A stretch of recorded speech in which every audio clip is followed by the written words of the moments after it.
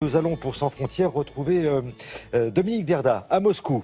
En ce jour de défilé du 14 juillet, eh bien, lui aussi va nous parler de l'armée, mais de l'armée russe. Et dans un contexte, vous allez voir, assez étonnant, en tout cas pour nous, puisqu'en Russie, l'armée profite alors vraiment de toutes les occasions pour se montrer, pour se faire connaître, et même dans les festivals de musique rock. C'est bien ça, Dominique, bonjour. Oui, absolument Thierry, bonjour. Vous savez, en Russie, le patriotisme est une valeur en hausse depuis l'accession au pouvoir de Vladimir Poutine et plus encore depuis les commémorations l'an dernier des 70 ans de la victoire contre l'Allemagne nazie. Désormais, l'armée russe est partout. Elle ouvre à Moscou des magasins où l'on peut acheter des t-shirts, des casquettes et des tenues camouflées. Et elle s'expose, vous l'avez dit, avec ses canons et ses chars dans des endroits aussi inattendus que ce grand festival de rock baptisé Nachesvié, l'invasion, qui s'est déroulé il y a quelques jours dans la région de Tver, comme vous allez pouvoir vous en rendre compte dans ce reportage réalisé avec Alexei Rochkov et Irina Golovkova. 3 jours de musique en plein air, les groupes les plus populaires du pays. Nachesvié, c'est le festival rock de l'été en Russie. 11 ans que ça dure, et cette année encore, le temps d'un long week-end, ils sont plus de 200 000 sur l'herbe de cette vaste prairie. Jusque-là, rien de surprenant. Ce qu'il est plus, c'est ça. Des véhicules blindés, des chars, des canons anti-aériens.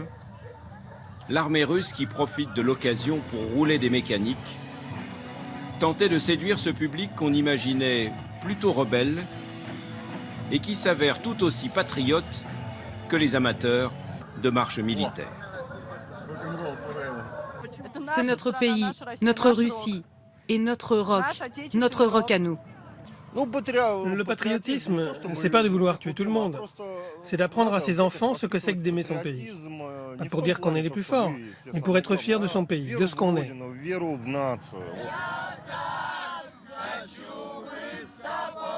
On peut donc aimer le rock et l'ordre. Enfin, dans une certaine mesure. Ce qui compte pour eux surtout, c'est le plaisir d'être ensemble, de partager quelques bouteilles parfois aussi, mais d'abord de se retrouver.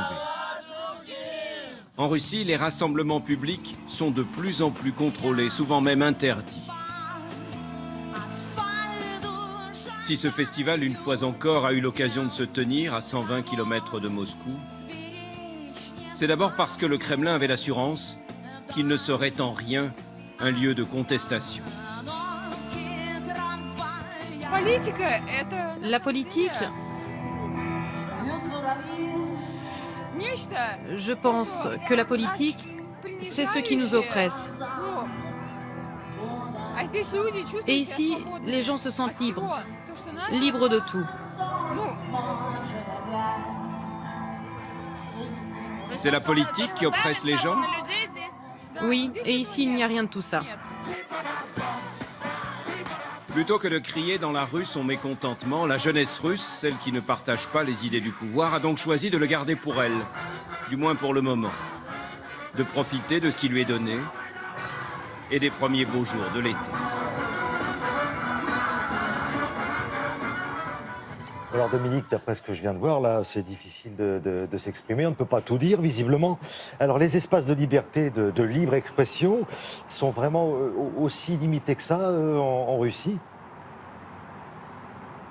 Oui Thierry, et ça va bien au-delà des concerts qui sont parfois interdits sans qu'on sache vraiment pourquoi. Depuis les grandes manifestations du printemps 2012, à la veille de l'investiture de Vladimir Poutine pour un 3e mandat, tout un appareil répressif a été mis en place pour limiter le droit de manifester et de critiquer le pouvoir en place. L'opposition, ou ce qu'il en reste, c'est-à-dire pas grand-chose, a de moins en moins de possibilités de s'exprimer sur les grands médias nationaux. Et elle a de plus en plus de mal, elle aussi. C'est sans doute la situation la plus difficile pour elle depuis la chute du régime communiste il y a 25 ans. Elle a de plus en plus de mal aussi, à s'exprimer tout simplement dans la rue. Merci Dominique d'avoir été des nôtres aujourd'hui en ce 14 juillet. Bonne journée à Moscou, à bientôt Dominique Derda. Patrice Romden à présent sur